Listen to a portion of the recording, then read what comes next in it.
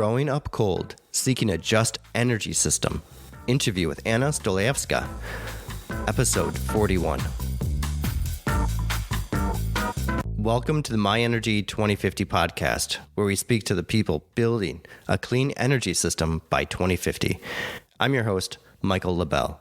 This week, we speak with Ana Stojilovska, an energy poverty researcher who just received her PhD from Central European University, Department of Environmental Sciences and Policy.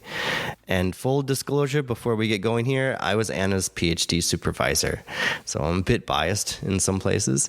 Anna's research really goes to the heart of the division in Europe around energy poverty. This is why I wanted to have her on today. Her thesis, Synergies Between Heating and Energy Poverty, The Injustice of Heat, tackles how people attempt and afford to heat their homes in North Macedonia and Austria. Her research shows two widely different approaches to assisting, or not, people to heat their homes. She really underscores the role that state institutions play in setting the price of heat, but also assisting homeowners to pay their bills. As you'll hear from our discussion, the right to heat emerges as a fundamental human right. We first get into Anna's questioning why her family only heated one room when she was growing up in Skopje. This may sound odd to some, but for many families in former communist countries, and probably around the world, this is still a common practice today. She decided to pursue a PhD after she was spurred on by her experience in NGOs and after receiving a master's in European studies. 7 years ago, she applied to CU's PhD program, and as they say, the rest is history. For the past 6 years, we've been working together, and I have to interject, it has been a great experience for myself and I think for her. And while it may be the case she learned something from her advisor, I have to say I also learned a lot from working with her.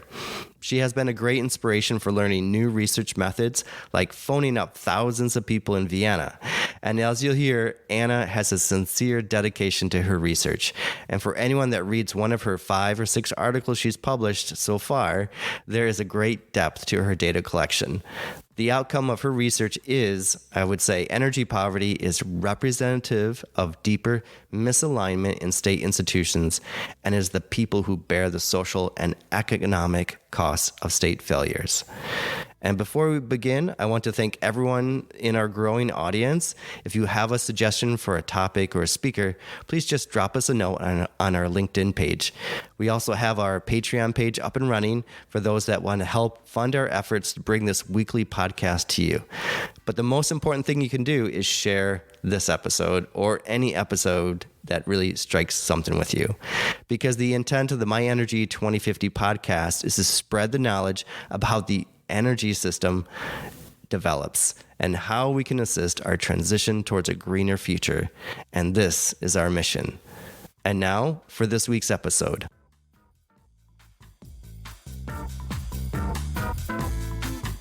Okay, I'm here today with Dr. Ana Stojilovska. She's a former PhD student of mine. Maybe that's the first title I say, but we're going to talk today about energy poverty, energy justice, and look and really actually discuss her PhD that she just defended 2 weeks ago, was it? Yes. Yes. Okay. So 2 weeks ago, she's done and she successfully defended it and got summa cum laude. Congratulations. Thank you. Highest honors and well-deserved. So first, welcome to My Energy 2050 podcast. Thank you so much, Michael. So my first question to you, Anna, is how did you and why did you get involved in the area of energy? Thank you. Thank you so much. Well, I would say that there were like 2 types of reasons. One was professional, one was bit more personal. Professional was that after my master studies in European studies in Hamburg, I came back to Macedonia, my home country, and I really found this interesting job at a think tank, which looked very good to me. And the open job post was about researcher in energy. So this is how I landed. Previously, I had some kind of studies, but I was really not involved. And this was 2010. And since then, I really started to work in energy because that was my job. And from that, because within the area of energy, I had the freedom to do whatever research I want. Like I could do energy efficiency, renewable energy, and so on. And because everyone was preoccupied with energy efficiency and renewable energy, I was really looked at that the heat market is quite overlooked area. And it's something we're talking about. And through that, I actually saw the link to energy poverty. And that was basically the birth of my thesis. So idea-wise, my thesis was born much before I enrolled at CU. And personal was also, and this is more like showing me my kind of a not upbringing, but how I since long time ago had the interest or developed interest as a social scientist. So I think it was high school, and I always wondered why I'm cold at home. So I grew up in a large house, and my family is middle income, so we're definitely not poor, and I had access to higher education. I mean, we had a normal, decent life, dignified life in any case, but we used fuel wood, and we were often sitting in a room of 16, 17 degrees, which was quite cold. And I always wondered, was this the question, why are we cold? Why do we not prioritize, for example, heating up to lower? So this in some my interest in energy, specifically energy poverty. So it comes from the family. Yes. Uh-huh. Uh-huh. And you grew up in Macedonia and Skopje, right? Yes. Uh-huh. Uh-huh. So even in a major city, big city, upper middle class family had difficulties heating the home. Yes, definitely. So this is something that I, without even going into the literature, which was much more later stage, and I have to mention Stefan Bužarovský. He did research on this topic many years ago, and he concluded that middle income, energy poverty is a problem of a middle income families. And this is something that I also kind of reconfirmed in my research. And it's not just the middle income. I didn't like so much focused on the income levels. I had it, but for me it was more like this description of material deprivation, which was more of about the variety of levels in which households are deprived. And this is there is a list, for example, some interesting were, can you afford meat or a vegetarian equivalent every second day? Something like that, or can you afford a holiday once a year? So these are kind of elements of what material deprivation. I saw that I kind of concluded. So I went a bit more above the income level and concluded that energy poverty belongs to this material deprivation phenomenon. Mm-hmm. And maybe we'll move along a bit. And then, so you have this family experience of living in essentially what is classified as energy poverty, but you also did a lot of work in NGOs in Macedonia before and actually since. But can you describe what kind of work you did in the NGO sector? Well, in the NGO, I was basically energy researcher. So anything that's was in the area energy infrastructure and transport, I could do research on, and we did project proposals. So it was always this search for the next grant, because this is how NGOs are getting funded, and preparing policy briefs, policy papers, which is a bit different than academic work. It's more focused on the evidence and translating the evidence into policy recommendations. So something concretely that you would suggest to decision makers and how they can, what they can do in order to improve the policies in the area you're focusing on. And luckily, I received, and also some of my colleagues, a lot of training. There was a lot of training that we received about how to write that. And I think this kind of improved my analytical angle on policies and understanding of stakeholders and power relations. And other than that, we were also doing a lot of advocacy. So basically, when there was some donor making a strategy, we would get invited, and then they would maybe focus on energy efficiency. And I would always say, what about energy poverty? How there can be a better alignment between environmental, social, and energy goals, for example. But I also wanted to mention what for me, working in NGO was a very fulfilling job, because I always and I feel like academia can be socially minded job, and also can be a fulfilling job sometimes. Yes, especially with a topic. I like to work on a topic that's socially minded. So I like to work to have people, or to have human stories in my research.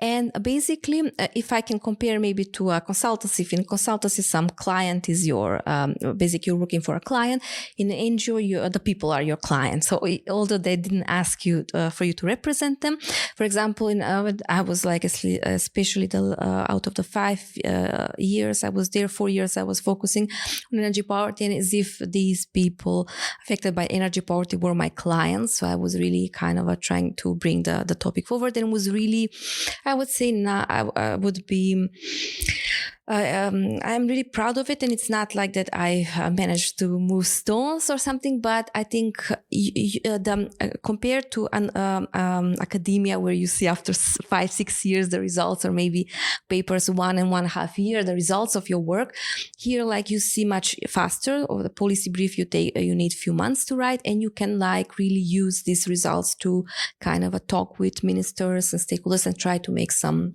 changes, hopefully for the better.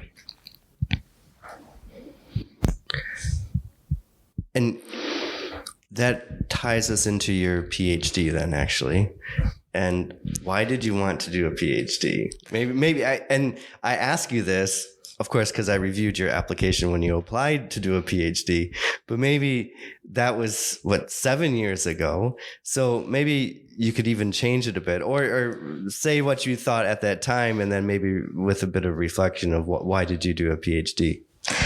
That's a quite interesting story. So, I found myself 2015. I was working at my NGO and really loved my job. I just mentioned that, but we had a political crisis. So we had a very government who was pulling us in a really bad direction.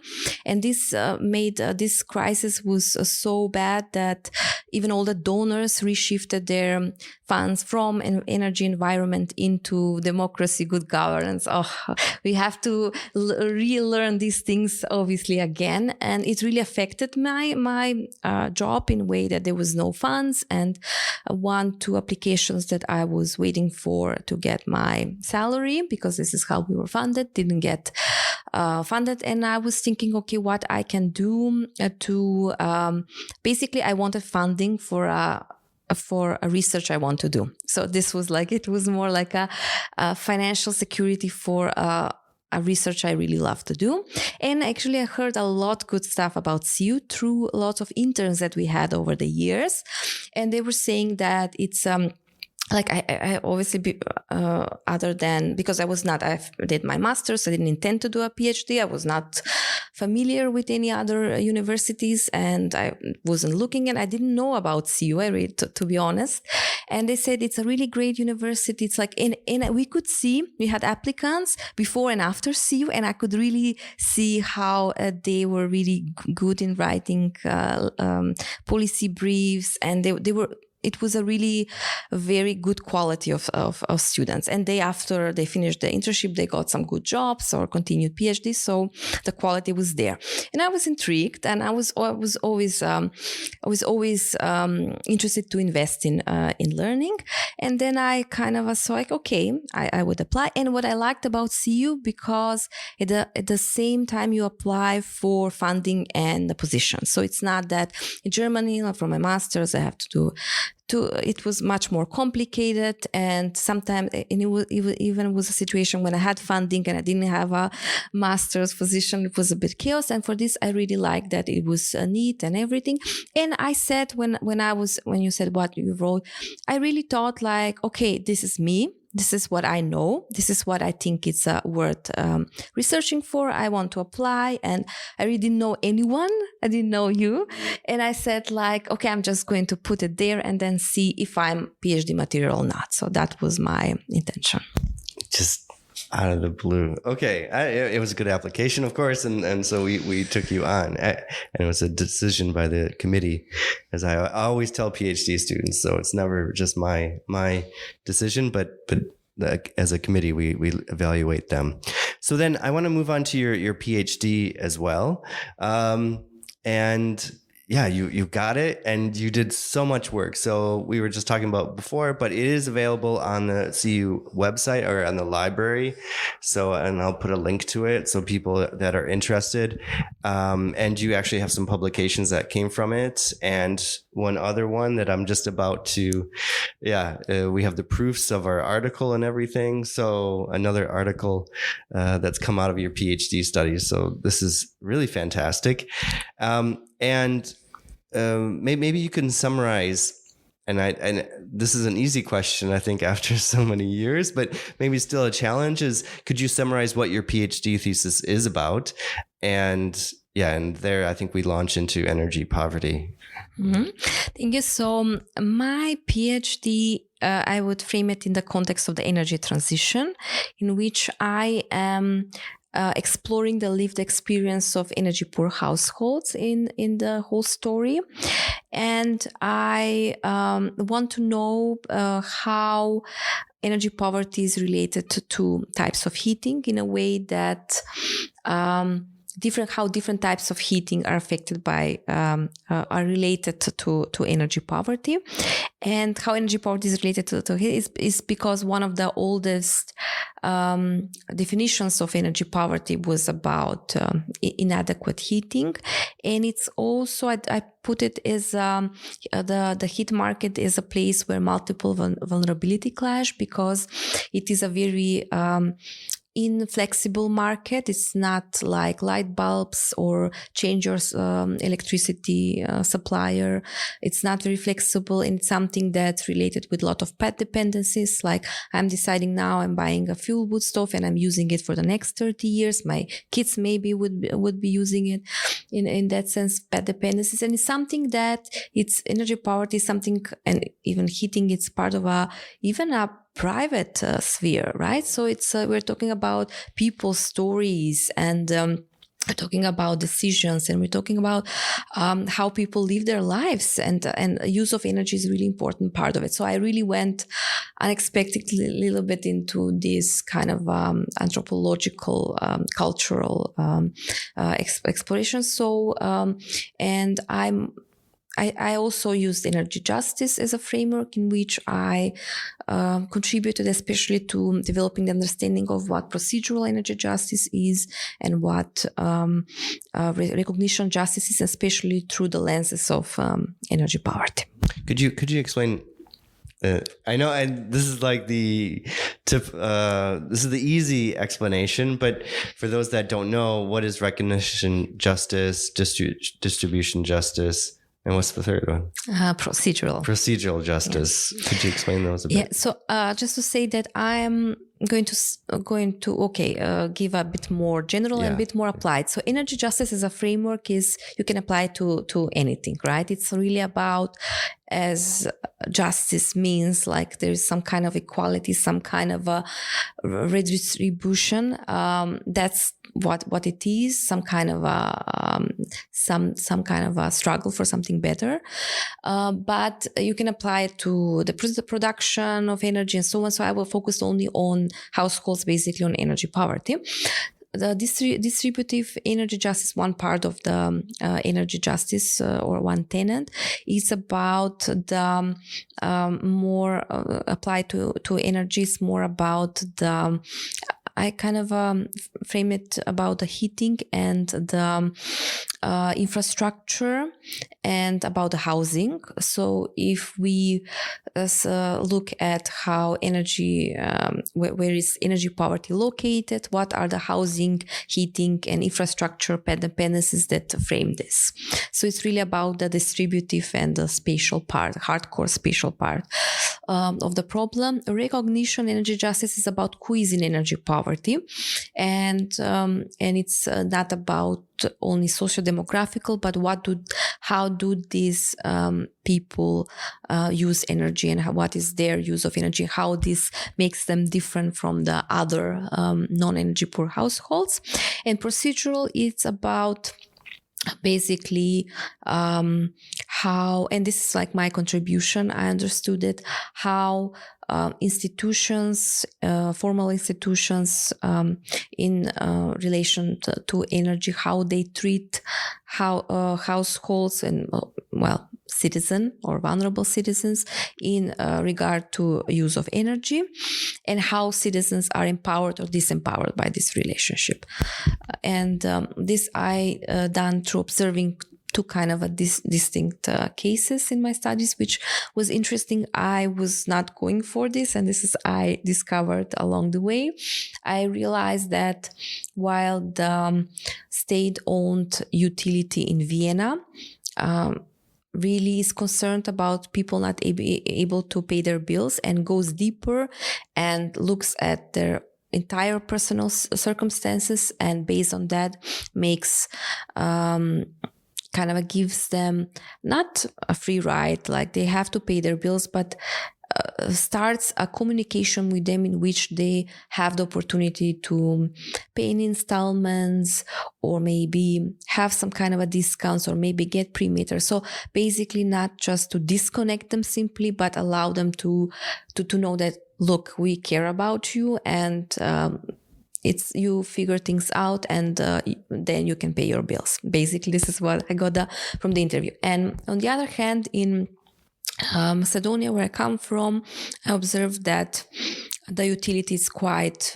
brutal, and it's a country where material deprivation is quite widely distributed. Like every third citizen is affected by it, and you can get disconnected only by not paying one bill, and it could be also because you got your bill very late in the post. It can be because of that, and it's quite and the prices have been increasing, and it's something that people went on the streets to protest and to say, look, we want to pay the bills, but we also want to have a dignified life. We want to be able to pay the bills. So I kind of contrasted this, and for me, this came this kind of a contribution to procedural energy justice. So you're looking at this institutional perspective as well, the role of institutions in preventing or addressing energy poverty. Yes. With these cases, I mostly looked at how institutions, like what are their good governance qualities. For example, in Vienna case, they were like cooperated with social institutions, and they realized that there is a pattern. So it's not that everyone cannot, because also energy poverty is a very small problem in statistically in Austria, but they realized there is a pattern between who pays, who doesn't pay. And people really don't pay out of because they can't, not because they don't want to. And so it's this good governance quality, how institutions act, but it's also how they especially react in terms of right to energy access. So basically, I kind of made it aligned with discussions of right to energy, which is now a quite interesting demand in Europe, demand by NGOs, and it's really about, so if I cannot pay my bills, so if I cannot be a good consumer, do I still have human rights, and can I continue to have access to energy? Because access to energy, maybe if it's not a human right, allows me access to other human rights, like access to housing and so on. So there is kind of went a little bit into that, and also how institutions are able to absorb the reaction from people. So there was these 13,000 people went on the street protesting. They made a draft law in Macedonia. Yes, and they were totally ignored by the parliament just because it was something coming. What the politicians in power said is something coming from the opposition, and they made this law fail, fortunately. While in Barcelona there was a really similar process, bit different but similar, of citizens going out on the streets and fighting for access to energy, to electricity, gas and water. They got the draft law accepted in the parliament. So it was quite interesting to observe that. And in Macedonia it failed then? Yes, it failed. So it didn't get accepted because they said it's, there were quite different arguments, but mostly they're saying that in EU there is no such thing as social price because people were wanting a cheap daily electricity price, and also if you disconnect from district heating, that you should not pay the basic energy fee, which if I'm like looking at, maybe they were not the best solutions ever, but it is a voice of a large amount of people who are really affected about not being able to pay energy. They're so concerned about it. So you have to offer something. If you like maybe do not offer cheap daily tariff, then offer something else that they will be able still to have a dignified life. So like a evening tariff or night tariff? There is evening tariff, but something like, I mean, like energy efficiency programs or something like that they will be able to use and still continue to be able to pay their bills, but I have also normal and dignified life. So I have a Hungarian joke for you. Did it fail because George Soros was supporting them? Well, in that time, yeah. So basically in that time, it was similar as Hungary, I think, at now. So basically everything that comes from the opposition now is a different government.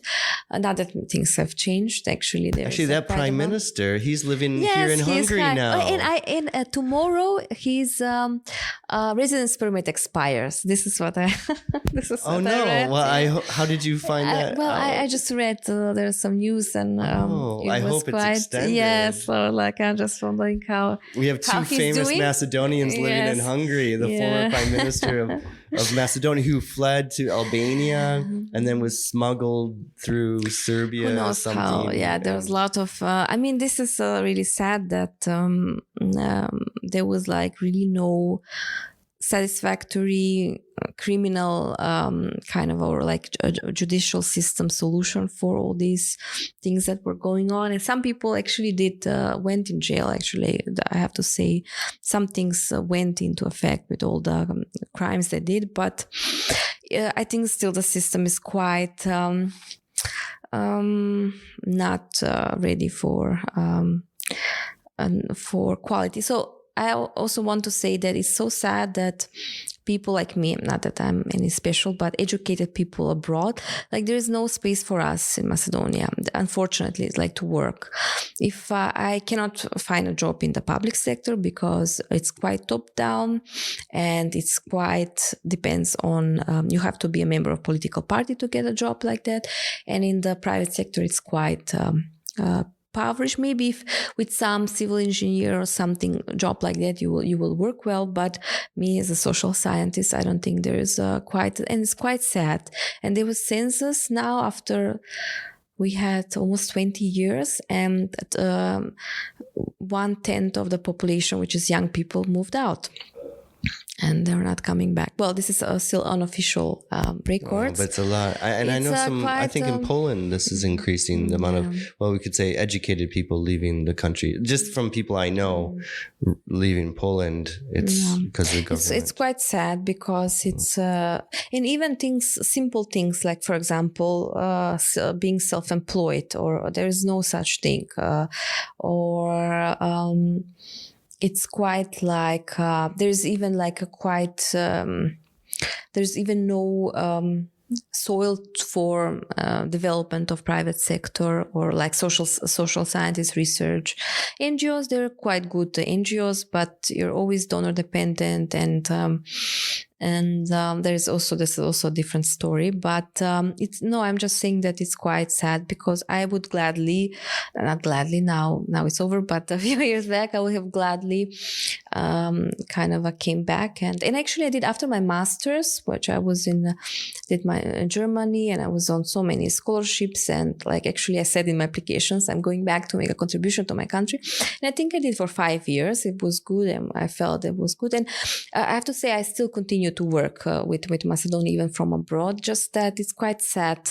I just like this. I want to underline this sadness that it's a country with, I think, lots of potential, and there are a lot of smart young people, capable people. We are just drowning in one system that won't change and won't give birth to new ideas, I guess. Yeah. No, we won't remark on. We're sitting in the empty CEU building. Anyways, thank goodness for Viktor Orban. So we both, the funny thing is we're both in Hungary. I'm seeing this Soros book. So. Oh yeah. I don't know whose office this is, but we're in someone's office with a full bookshelf and the George Soros book, and the rest of everyone else is in Vienna. So but the funny thing is we're both in Hungary and wanting to stay here. So I have no idea why that is. But anyways, so let's go back to energy poverty. But yeah, it's unfortunate because it's the political situation, of course, affects who stays and who leaves. And I'm trying to tie that into energy, and we could go off to on energy democracy, but we'll stay with your research. And I think actually one of the interesting things I found in the thesis was who was living in energy poverty in Vienna, for example, and maybe you could explain what you found there. Yeah, actually, that was quite. I have to say, if I met myself then, I would have really told myself, you really have quite courage to go and explore this energy poverty in Vienna, because even according to statistics, it was something between 3 and 5%. And with my random sample of 150 surveys that I did, I was not going to get more than 10. And this is more or less, around 20. So it was quite basically looking at something quite difficult to find. So there is quite of profiles, and these are more, I would say, socio-demographic characteristics. It's a bit related to infrastructure, but to a lesser extent. For example, single female pensioners on a minimal pension, they are very clear energy poverty vulnerable group in Vienna, and because the minimum pension is below the poverty rate, and it's basically by default they are poor, and they really had manifested issues with affordability. Then also households, maybe also pensioners who live in rural areas and have access to oil and don't have access to gas.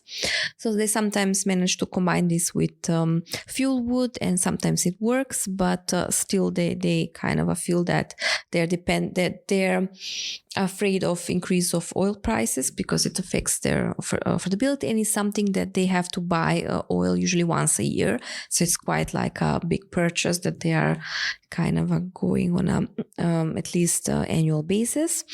And it's also some profiles like maybe migrants who maybe have less chances of employment and better integration in the society.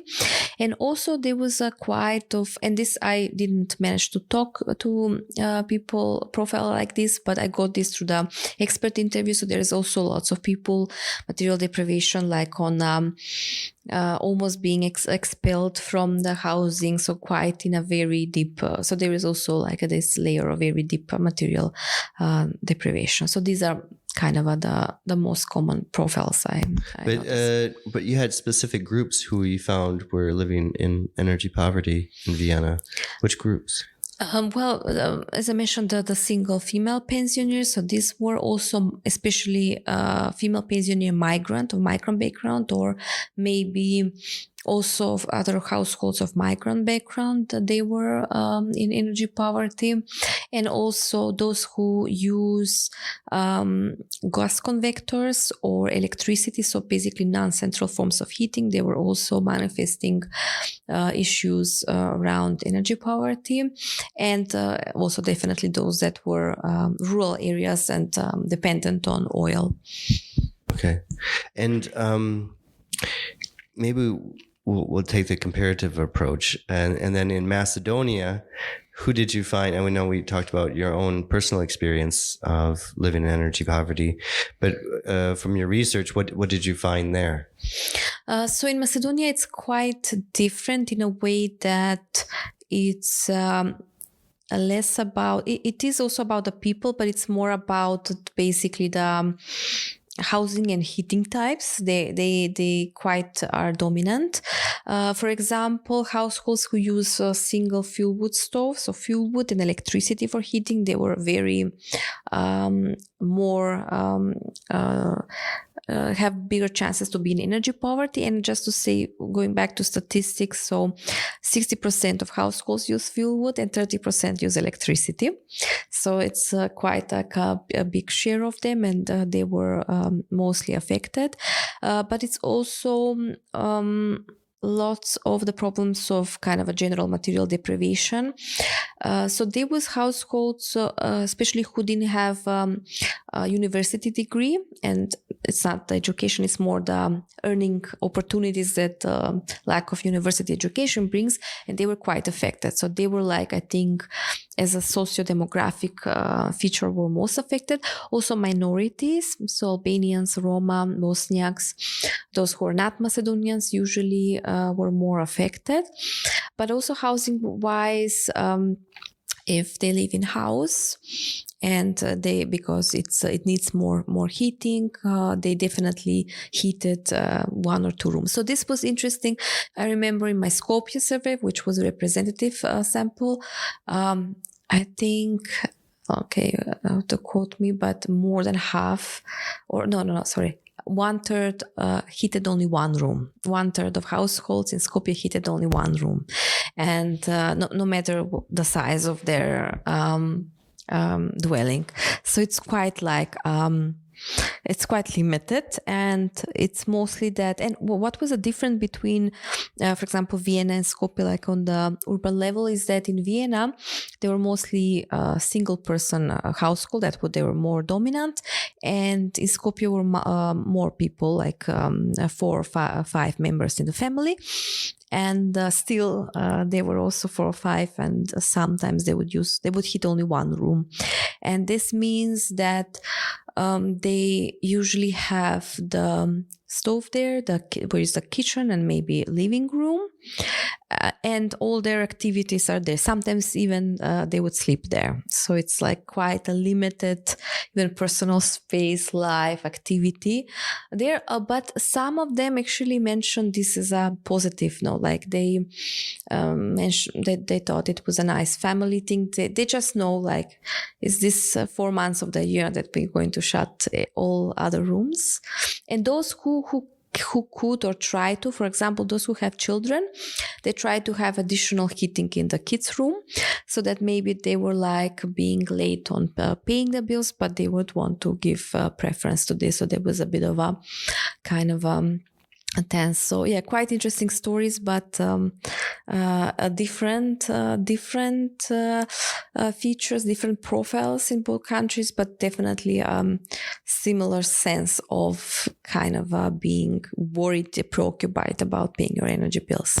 I find it really interesting then that they look at that as, well, I don't want to say good, just a way for family connection. You have 1 room heated, and then everyone's in that 1 room, and despite the circumstances, you're close to your family members, And it really speaks to something about family ties and the importance of being near each other, because normally we would think of development as every room is heated in as big of a house as someone can afford, and you're as far away from each family member as you can get.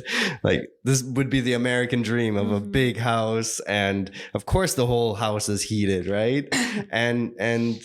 But the flip side of that is, yeah, actually, if you have a family, you want to be close to each other to a point, and this is a way that facilitates that, this warmth in a room. Yes, I mean, I think that what I could,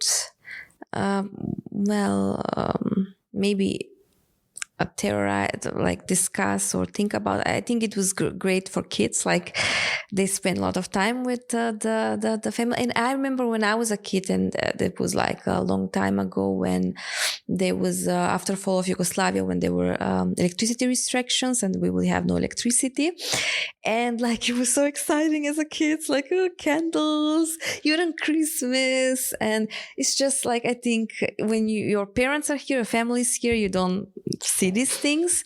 However, I think that maybe, well, this is out of my scope of expertise, but I think there is this tendency of multiple families still living together. And I don't think many actually like it in Macedonia, like several generations.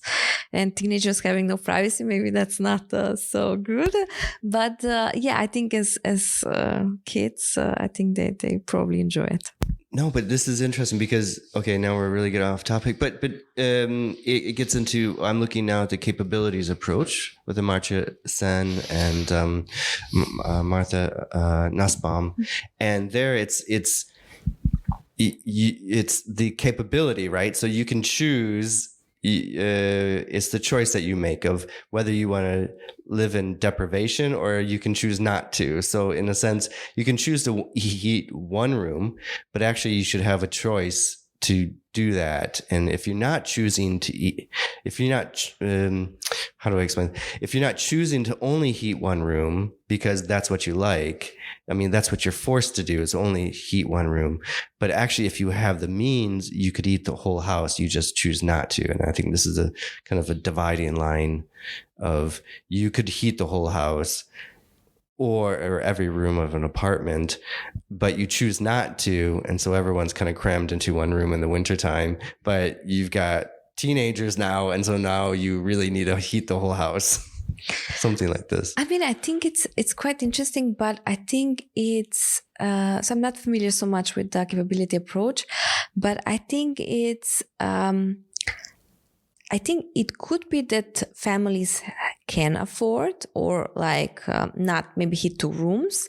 However, I think they do this out of general insecurity, like maybe today you have a job, tomorrow you don't have a job, energy prices would increase. I think they're quite focused on saving, focus on maybe like they have and it's also not just daily costs they have. There is also things like maybe lots of have loans in banks, and so it's or they're saving for a house, or they're maybe building a house. I mean, there is I think conscious minimalization of daily costs in order to be able to afford something in the long term. Just a personal example, it's just what I observed. I, like my family, I'm going to mention again, middle income, like nothing really too rich, but they needed, I think, like 10 years of saving just to buy a car, a discounted car or something like that. So it wasn't like it's for 2 years, but then if it's 2 years, it's like half the price. So it's just, you imagine like what kind of intensity of savings do you need and to go. And also things like when kids go to university. So in Macedonia, it's usually the case that it's not very expensive, but especially if they're not from Skopje, they have to come to the capital city and have costs, living costs. And I think that's a bit of a problem, or it's like a burden for families, but they still do this in order because they know access to education for their children would bring them better earnings. So I think it's it's quite this choice is like you have a choice now, but I think they thinking in a very long-term time perspective, just because of all these insecurities and all even things like now at the moment, everyone talks that electricity price would go up, and is everyone is worried, and they're preparing now, and they're even seeing that okay, maybe the price is not, but everything else is inflation, everything prices are up, and they're kind of preparing. So I think it's this kind of how much choice you have. It's quite gets a different context if you've seen it in a longer time perspective. But it's also the point that just the income is much lower than in Western Europe. I mean, just even income wise, so your percentage of your income goes more towards energy. A higher percentage goes towards energy rather than someone living in France or the UK or Germany. Yes, that's right. And well, I think according to statistics, 14% on average of the income goes to energy costs. But I think that it's much more for people in energy poverty. And I had also people, I mean, that I interviewed that tell me like 1/3 or 1/4 of the all household income goes to costs, energy costs, maybe in winter time. So it's not something that like they take lightly. And there is also quite a bit of a stress, like it's like this anticipation of what I cannot open the bill, what my bill would be, and then how much I would need to go and pay for it. It's even quite like, this is what I try to look at. It's quite a psychological. It's quite like exhausting emotional process to go through when you are like have limited opportunities. And unlike, for example, Western Europe, not just that income is much lower, Macedonia, the problem is there is like no one there to help you. Like we're now writing a paper with colleagues and reviewing like welfare policies. Wow, like UK and France, they have like I learned so much from the colleagues. They have like such a tradition of welfare policies, this allowance, that allowance. And we had, of course, cheap price. It's still kind of considered cheap, but there was no anything directed towards any other needs, rather than there is only one small energy poverty subsidy, which is about 16 euro per month, which is not really much. And it's actually, you get it as a reimbursement. So first you have to pay and then you get it, reimbursement. And if there is delay, it can be a problem for your budget. So there is like really no developed welfare policies or something else to kind of taking care of for different vulnerable groups. Okay, I want to move on, and it just speaks to the heart of, we don't need to go there, but it actually goes to my next question from your introduction of your thesis, but how the EU policy is addressing or tries to address, I would say, energy poverty in all EU countries, and the big division between the East and the West. And now I'm starting to phrase it as simple as that, in the East and the West, because all the statistics that we're looking at are definitely just highlighting this huge disparity between income and percentage of income going for energy needs compared to people in, I would say, the older member states. But I want to move us on and bring us to an end. But in your introduction, you have this great line, and I'm going to quote it here. You write, "The energy transition needs to be a human-focused, inclusive, and empowering, socially just energy transformation, which brings closer the visionary concept of energy justice to citizens." And my question to you, is this too ambitious? Yes, of course it is. I mean, of course it is. It's very ambitious, but I'm just, I think what I want to say is that it's ambitious, but not very complicated, in a way that if you see the process rather than the outcome. So let's not just focus on, okay, I know that EU, everyone, low carbon, 2050, right? We are going that way, fine. But let's just think how we're going to get there. And I don't think there is a need of a huge effort to do this. For example, let's just align these energy efficiency goals with material deprivation indicators. I mean, it's not a really big deal. Or, for example, what was the case that when you give subsidy for replacing, there was in Macedonia, Skopje, fuel wood stoves with pellet stove, which I think is a good idea. Include low income criteria, include minorities, include different variables, and then you target this policy to the right people. So I think it's not too much. Or just ask, for example, see like, okay, these people went on a protest. Okay, they didn't want to stand there and lose their time every day or several times a week. They have other things to do, but they went there just to see. And you can see that even whatever they wanted, their voice was not heard. So if they're smart enough, they would say, look, these people, there was a problem. Okay, maybe we cannot give them cheap electricity, but we can give maybe something else, and let's take this input from citizen and direct it in our policies. And what in Macedonia they love to do, and actually I saw that in Austria there is a bit more consideration. You cannot just copy paste things from EU, like let's do goals. You have to think how you're going to get there and how you're going to make sure that everyone profits or is taken there. And it's because one example, there was the feed-in tariffs, which is now old dated model for increase of renewables. And what does this feed-in tariff mean? It means it's a subsidy which is paid by all consumers, even those vulnerable, everyone that pays electricity bills pays for the renewable subsidy. And who gets the benefit of the subsidy? These few companies that basically produce renewables. So we have quite injustice, not well distributed policy. So we check the renewable energy. We increase by, I don't know how many percent, the renewable energy percentage, which is like one goal we want to achieve, right? But we do that by increasing the electricity price for everyone, including for the vulnerable, and just few companies that get the subsidy benefit.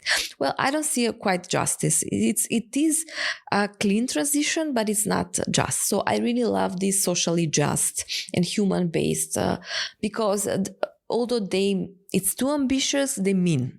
And through this kind of interdisciplinary research and bringing social science more into all these technological stories for energy transition, I think there can be a lot of, with not so much effort, we can have a really inclusive transition. And yes, Anna. Yes.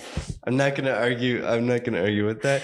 And I'm just want to support, but I like what you said. The last point there is the social sciences. And actually this transitions to the last questions here. But what role do the social sciences have in looking at this energy transition and within energy poverty?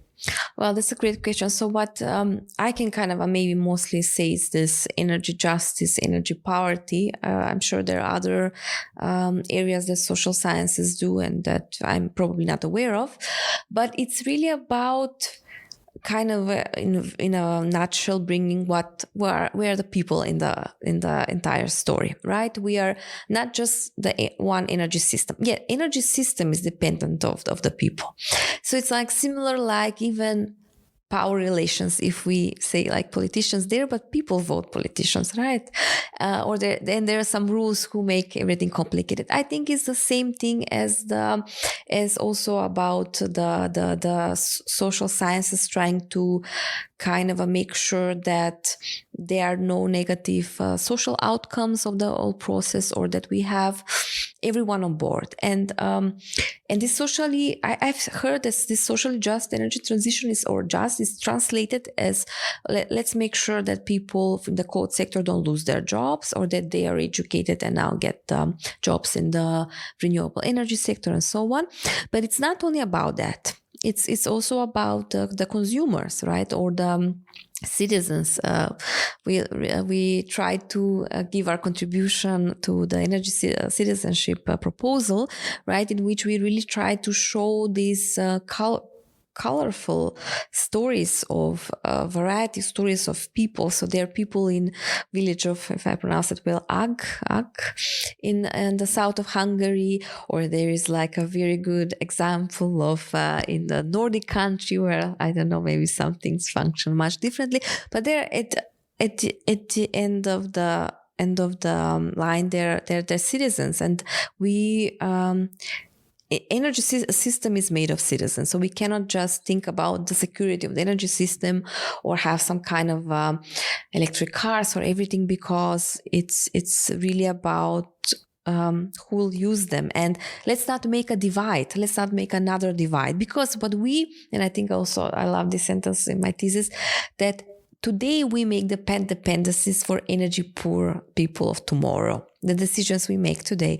So if we say that, I don't know, there's something, preference for electric cars, people who don't have, they would be, or they have not changed to electric cars, they would have, for example, one pet dependency from the past, which it would maybe be not beneficial for them in the future. I love that. Maybe I missed that line. That should be your next research area, is past dependency of energy poverty.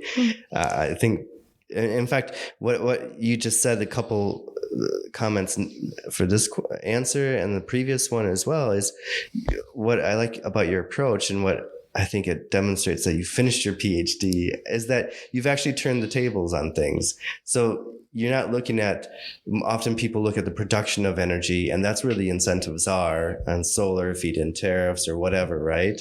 But you've reversed this on its head and said, hey, if we're giving subsidies to those producing power producers, we actually have to have subsidies to help the most needy afford that energy as well on the demand side. So. Exactly. And the demand side is quite complicated, much more complicated than the supply side. And it's quite neglected. And it's quite also like depends on the sectors, transport industry. Maybe you can regulate some, although also transport sector is composed of consumers, people driving cars, or the part of it is also personal and households. Definitely some like the more diverse group of entities. But it should not be neglected, and I think that this was something that I kind of really wanted to bring it up, because it's even since 10 years now look at the energy transition, it was all renewables, well, energy efficiency, but mostly on households, and they're really nice keywords, and we should definitely strive for them, but it's more like how we do that, and I think that's quite relevant. It's excellent. I hope I didn't have too much influence on your thinking, although I have to say that you were the research assistant on my book, so you had to read everything, and for those that want someone to do the index well, they can hire Anna to do the index, because I got compliments on my index, which you did and not me. So okay, the last question, because we're definitely out of time. The last question is, what kind of energy system would you like to see in 2050? Well, definitely we're going for the low carbon option, right? So I think this is something that we're going to. Whether actually it will be realized, I don't think anyone knows really. Even those that all the scenarios that you can make, I don't think that anyone can like fully predict what we'll have, because every time I'm quite deep in my energy poverty research, and if I let's just read something what's out there, and there's always a new things that come along, and I also cannot keep track. So I believe that there is a degree of uncertainty, but what I would like to see is that I would like to see more energy justice, as I kind of saw, as I mentioned. So basically to empower citizens to take more active role. And I can mention one example that I kind of learned a few years ago in summer school. There's something like energy cooperatives, which can can be owned by citizen. And so basically they get the profit and they have like kind of their shareholders. And it can be totally about renewable energy efficiency projects. And this is like quite like something in the Netherlands that was quite profitable and people quite interesting. And is a way how they actually shape their community, which I think is quite interesting. Okay. Great. I love it. And it's also a research agenda, I think, for the future is energy communities and the path forward. So, okay, with that, Anna, thank you so much for setting aside the time today. And thank you for the tremendous 6 years of working together with you. I have to just say, actually, I want to be the one saying thank you for everything and working so hard and helping me and actually supporting me with all my research efforts on these proposals we did in the past. So actually, it's just me thanking you for being such an excellent student. And now you have PhD and you're going to excel. So thank you very much. Thank you so much, Michael, for inviting me and also for all the support over the years. I mean, it's been long and I think that what I mostly appreciate is that you were there when I needed you, but also you left me alone when I needed because I kind of wanted to try out different things and you had trust. So you had trust in me that I have things under control. And I think this was crucial. And you always supported me everywhere I wanted to go, any application, anywhere. And we're a good team, which I'm sure it will continue with your next students. And I'm always here in Hungary if there is anything that we can work further. And thank you so much again for inviting me for your podcast. Thank you for joining us for this episode. We produced the My Energy 2050 podcast to learn about cutting-edge research and the people building our clean energy system. If you enjoyed this episode or any episode, please share it. The more we spread our message of the ease of an energy transition, the faster we can make it. You can follow us on LinkedIn, where we are the most active on the My Energy 2050 webpage, or on Twitter and Facebook. I'm your host, Michael LaBelle. Thank you for listening to this week's episode.